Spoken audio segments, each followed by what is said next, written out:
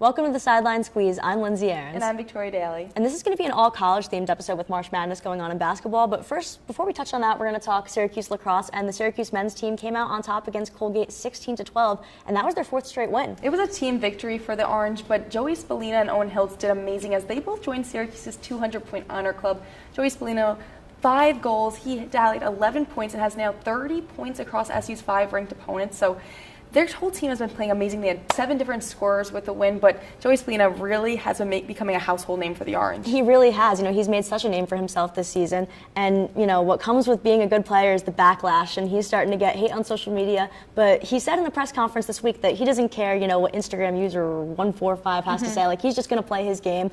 And that's what the whole team has been doing. Trey Deer had 4 goals in the last game, and Jimmy McCool had 18 saves. So everyone's really starting to step up, and the Orange are rolling. Yeah, and hopefully they keep rolling as they're traveling to Virginia this weekend. And with this win, Syracuse moved from the 10 seed to the 8 seed in Inside Lacrosse's rankings, and also Colgate dropped out of the top 20. So hopefully Syracuse will keep moving down, knocking teams out here and there. Yes, and speaking of the 8 seed, the women's team is also the 8 seed after they won this week against Notre Dame. They came out on top 12-11.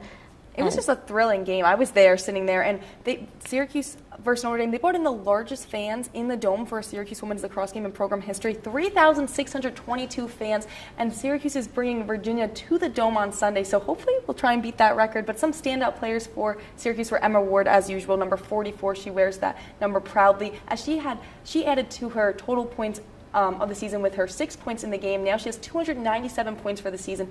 She's been amazing. And then freshman Carolyn Trinkus, of course, she's just a freshman, but she had 4 goals for the Orange in that win. And the Orange have been great this season. That was their 4th win against a top 20 opponent, so they are rolling as well, and we'll hope that we'll take with them against when they take on Virginia as well as the men. So 2 matchups this weekend against Virginia. And now we'll talk March Madness. So let's jump right into the NCAA tournament. On the men's side of things, last night there were no upsets. It was just what you would expect. That's been the pattern for the men's bracket this year, which has kind of been a little sad, I guess. I always love the upsets. We had McNeese State beating Clemson, which, that did me dirty in my bracket.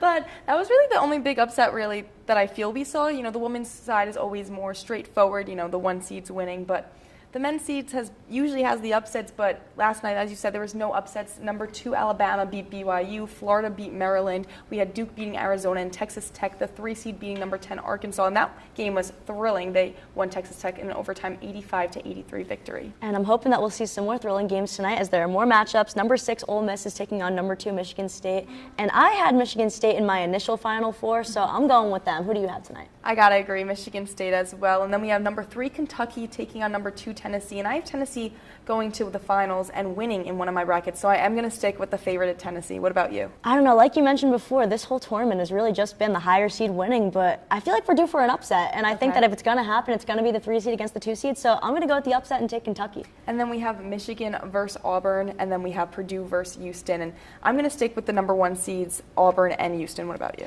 I'm doing the same thing. I had Houston and St. John's in my initial championship, but St. John's kind of ruined my bracket a little bit, but I still have the other 3 of my Final Four. Oh, good for you. I can't say the same. Sorry to hear that, but I'm going to take Houston because of that against Purdue. Houston's the 1 seed, Purdue's the 4 seed, so I am going to go with the higher seed in that matchup. And I'm doing the same with Auburn against Michigan. Michigan's the 5 seed, and I don't know. Auburn's been really surprising to me this tournament. Even though they are the 1 seed, I had thought they were going to get upset, but they haven't. So I guess I'll take them now in my Final Four. And moving over to the women's side, let's stick with that and talk about the games. We have UNC versus Duke. UNC, the 3 seed, Duke, the 2 seed. What are your thoughts? We have that big North Carolina rivalry, so it's going to be an intense game, I think. No, but it definitely will. I'm going to side with Duke. I'm going to have to agree with you on that. I would love to see an upset, but I don't think it's going to happen in this game. I'm going to take the higher seed Duke because, like you said, the women's tournament is usually more of the higher seed coming out with the wins. And then we have Maryland versus South Carolina. South Carolina won the tournament last year on the women's side, so I am going to stick with them as they are always such a dominant team.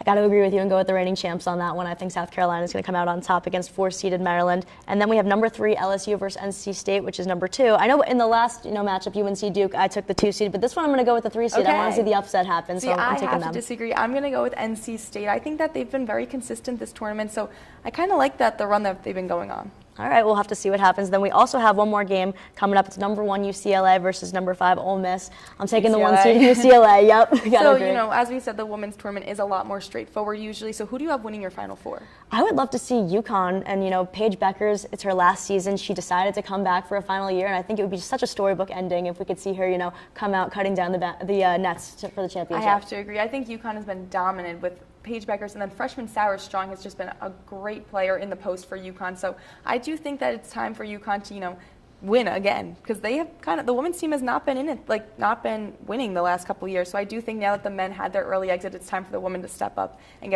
bring home the victory to UConn. Agreed. And speaking of the men's tournament, who do you have winning it all?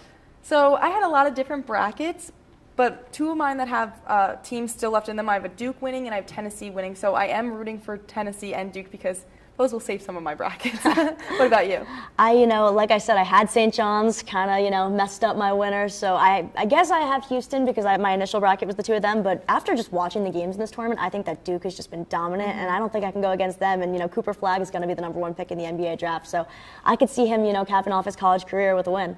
Wow. Well, we have so much more to talk about next week when you guys tune in for the Sideline Squeeze. But that's all we have for this week's episode. I'm Victoria Daly. And I'm Lindsay Aarons. We'll see you next week.